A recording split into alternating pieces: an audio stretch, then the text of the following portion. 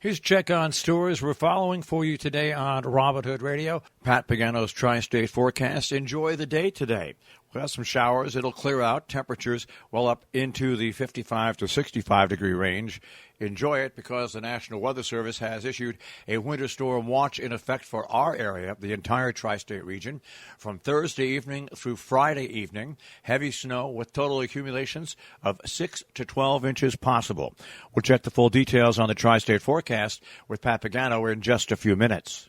In a story in the Republican American, members of the South Kent School helped feed those in need. Students, faculty, and staff at the school joined together to take on challenges of the food insecurity and hunger in Connecticut over the weekend. The initiative was called South Kent Feeds the Need. Monetary donations, non-perishable food, and personal care items were collected at a variety of sites, including at sports competitions and in front of Davis IGA Supermarket on Saturday.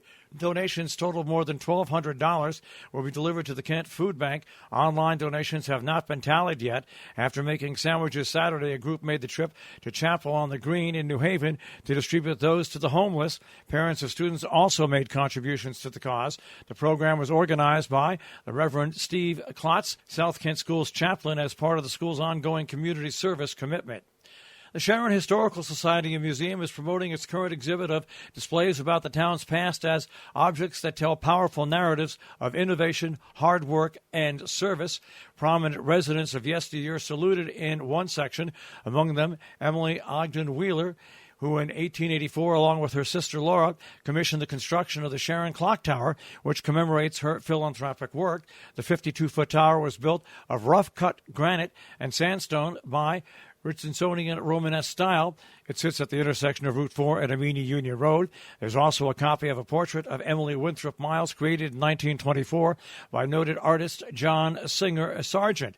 Miles was an acclaimed sculptor, painter, poet, photographer, and collector. Her estate on West Cornwall Road would become the Miles Wildlife Sanctuary and home of the Sharon Audubon Society.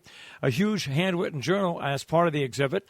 After Frances Landon married Frank Dakin, she began keeping a record of her life, beginning with an entry dated October 31st, 1876. It's open to a page on which she wrote about Independence Day in 1879. The exhibit runs through March the 4th. A poll was taken in New York, and New York voters and parents want to see New York's mask mandate. What happens? Most New Yorkers want to see officials take a hard look at public health data before removing masks in school, according to that poll released yesterday. As COVID-19's winter surge case numbers continue to plunge in New York and across the Northeast, a push to end restrictions like mask mandates gains strength, even in Democratic states where tighter COVID measures have been the norm for much of the past 2 years. Governor Hochul ended the mask mandate for businesses across the state on February 10th, but stopped short of dropping the statewide requirement for masks in schools, saying she'd reevaluate the measure in early March after students returned from February break, which runs through February 25th in most districts. Hochul later said she's eyeing March 4th as a target date for the mandate's reevaluation. ARP funding in schools, how Dutchess districts are approaching spending. As the case each winter, school leaders are introducing spending plans to residents, presenting priorities and preparing to push for their passage in May. Once again, COVID-19 will be part of the equation for the year, but unlike previous two cycles, school leaders say they have clarity regarding how government assistance, namely funding provided through the American Rescue Plan, will factor in, and with few limitations in place on how the money can be spent, the largest being the time limit on spending. Districts are making plans on how millions can fill the gaps and address students' needs without creating an unwieldy annual expense.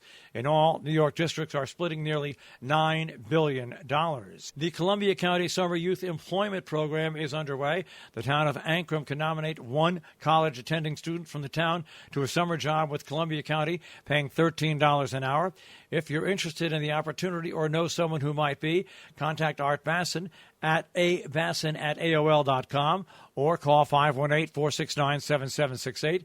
Nominees need to be between the ages of 18 to 24, be a resident of the County of Columbia, provide proof of enrollment as a full-time student for the fall of 2022, provide a physical that is less than 1 year old, pass a drug test if applicable, have transportation to and from the designated work site. Divine Berkshires is the first black-owned pot shop in the Berkshires. It's also a do-it-yourself success story set in Egremont. A March opening of the town's first and only cannabis store is set. There are no pricey consultants or specialty lawyers. Heidi and Ari Zorn stepped nearly alone into the regulatory maze required to open the cannabis shop. It was Heidi. All Heidi, says her husband, Ari. He's looking around the Main Street store when saying that. Divine Berkshire's admiring her work on everything from carpentry, carving, and painting to her skill and fortitude in conquering the hurdles of the industry that appears stacked against mom-and-pop style ownership. But the community backed them and showered them with love and support, Ari says. They crowdfunded nearly $100,000 and have almost 100 investors. Meetings coming up in our area today. In Sharon, the Planning and Zoning Commission meets at 4:30. In Falls Village, a special meeting of the Board of Selectmen at 9 a.m. this morning. Board of Education meets at the Kellogg School tonight at 6 p.m. In Kent, the Board of Selectmen have a special meeting at 10 this morning. The ARPA Assistant Subcommittee regular meeting is tonight at 4:30. In Amenia, a special town board meeting is being held. Town Hall, first floor, at 6 p.m. tonight. In Northeast New York, the Town of Northeast Planning Board has a Zoom meeting at 7:30. In Sheffield, the Planning Board has a virtual meeting set for tonight at 7 p.m. Our business brief is underwritten by Morgan's at the Interlaken, interlakenin.com. They have specials every night, and, of course, a tapas menu and regular menu, interlakenin.com. You'll also find them on Facebook and Instagram, and by Salisbury Bank, salisburybank.com. Dow Jones Industrial Average starts off at 33,596.61, the NASDAQ at 13,381.52, and the S&P 500 at 4304.76.